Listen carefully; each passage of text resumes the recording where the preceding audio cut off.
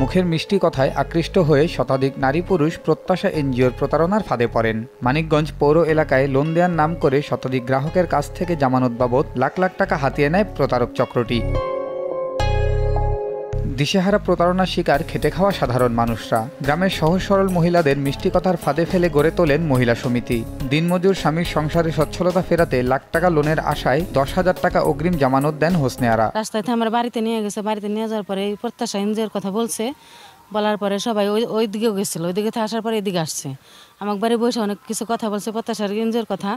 তারপর বলছে আমরা ফোন দিব, ফোন দেওয়ার পরে সন্ধ্যার পরে ফোনও দিছে, সন্ধ্যার পরে ফোন দিছে। তারপরে তার সন্ধ্যার পরে আবার ফোন দেওয়ার পরে তারপর আবার সকালে ফোন দেওয়ার কথা, সকালেও ফোন দিয়েছে 8:30টার দিকে।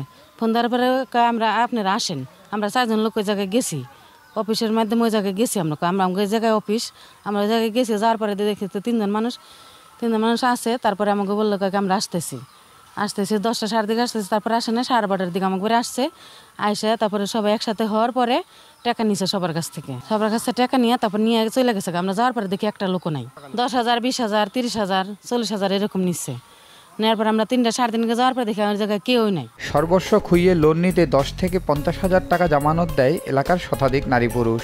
লোন দেওয়ার তারিখে অফিসে গেলে জানা যায় প্রতারক চক্রটি টাকা হাতিয়ে রাতের আধারে লাপাত্তা হয়। চক্রটিকে আইনের আওতায় আনার দাবি ক্ষতিগ্রস্তদের। আলমারি বানায়, ওরে জায়গা, ওরে বাসা, সব কিছু ওরে যে জিজ্ঞাসি যে আলমজ ভাই যে আমরা যে টাকা পয়সা দিব, যে ঋণ যে দিব, এটা কি অফিসকে আপনি দিছেন? কয় হ। তারপর আমি জিজ্ঞাসি যে আপনার আইডি কার্ড কি সব রাখছেন না? হেগো কয় জি সবই আছে, সবই রাইকে দিছি। সে আজকে সাইনবোর্ড লাগাইব, লাগানোর পরে হলো আপনাকে লোন দিব আর কি। অফিসে যে দেখি যে কেউ নাই, অফিসে খালি একটা আলমারি পরে নিছে। এলাকায় ভুয়া একটা সমিতি আইছে, মেয়ের লোকে এই ডটা বলিয়ে তারা টাকা পয়সা নিছে। আর ওই আলমাসার এনজিও খুলছে, এনজিও খুলে শত মানুষ বেরিয়েছিল। কালকে ওনে মারামারির দশা হয়ে গেছিল, মানুষের ফিরে দিছে। তারপরে প্রশাসনের কাছে যাওয়া হয়েছে, আর্মির কাছে। তারা কইছে ডকুমেন্ট স্যার আমরা কিছু করতে পারব না। অনেক টাকা পয়সা নিছে ভুয়া এনজিও আইসা, বুঝছেন, এই লোন দেবো এই কথা কইয়া কেউ গেছে প্রায় 20,000, কেউ কাছ থেকে 10,000, কেউ গেছে 15,000, এরকম করে অনেক টাকা পয়সা নিয়ে গেছে প্রতারণা করে। তারপরে মনে হয় আমাদের লোকজন ওইখানে গেছে, তাকে দেখে তারা ওইখানে কেউ নাই। আমার চুক্তি হলো যে বাসা ভাড়া নিচ্ছে সে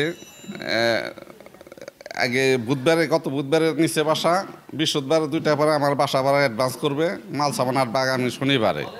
এনজিও যে আসবো এখানে আমার এই ধরনের কোনো কথাবার্তা বলে না। এনজিও আমি ভাড়া দিব না, এটা আমি কোনো অবস্থায় ভাড়া দিব না, এতটুকু আমার সাথে কথাবার্তা। প্রতারক চক্রের বিরুদ্ধে লিখিত অভিযোগ পেলে আইনের আওতায় আনার আশ্বাস পুলিশের এই কর্মকর্তার। আমার কাছে কোনো অভিযোগ পাইনি, অভিযোগপত্র আসলে দেখবো ব্যবস্থা নেবো, দেখবো আমরা এইটাই। প্রত্যাশা নামের কোনো এনজিও প্রতিষ্ঠান রেজিস্ট্রেশনের তালিকায় নেই বলে উপজেলা সমাজসেবা কার্যালয় সূত্রে জানা যায়।